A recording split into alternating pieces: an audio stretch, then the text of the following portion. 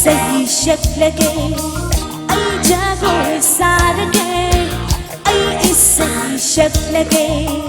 ay jago sarage ay na isay shaklingai da na khoi loi na jago sarau ay na jago saringai da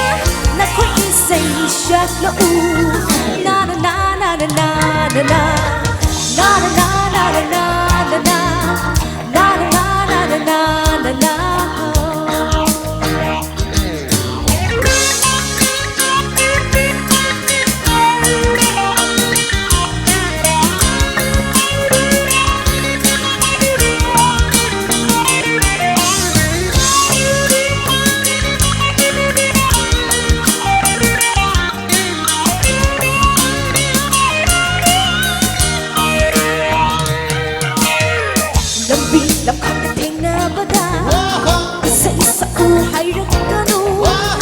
trong sâu rừng tụ na bada chắc cối xa rồi lao rực canu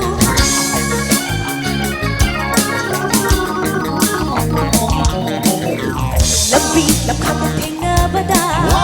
iseng sa u hay rực canu lòng trong sâu rừng tụ na bada chắc cối xa rồi lao rực canu iseng sa không si đam mê chẳng bị ghê bằng tâm phong lâm mu cha ngồi xa bị ghê iseng sa không si đam mê mang tập phong lăng mu cha ngồi xa bị ghê ai isay shaklage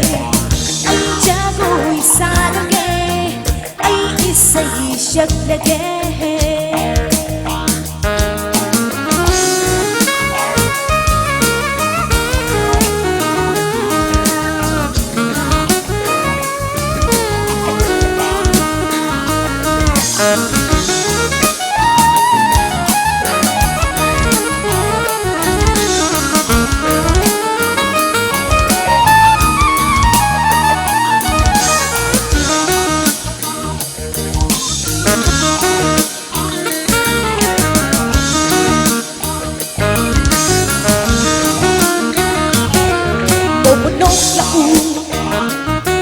ay sunod lagi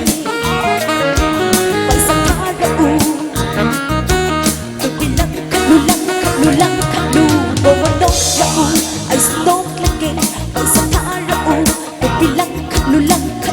kalu pagsakara ng hichiyaw harap kanu nagoy sawa ng isaka di janang kanu pagsakara ng hichiyaw harap kanu nagoy sawa ng isaka di janang kanu nga nalaw kini trong trời rơi bị cô sinh vì đang gắng nước kim liên lao ở bọc thổ bì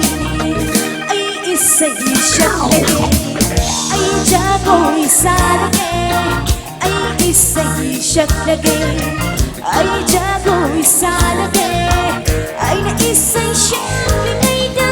na khoi loi na cha ngồi xa đó ai na cha ngồi xa ngay đó na khoi isay shaklau na na na na na na na na na na na na na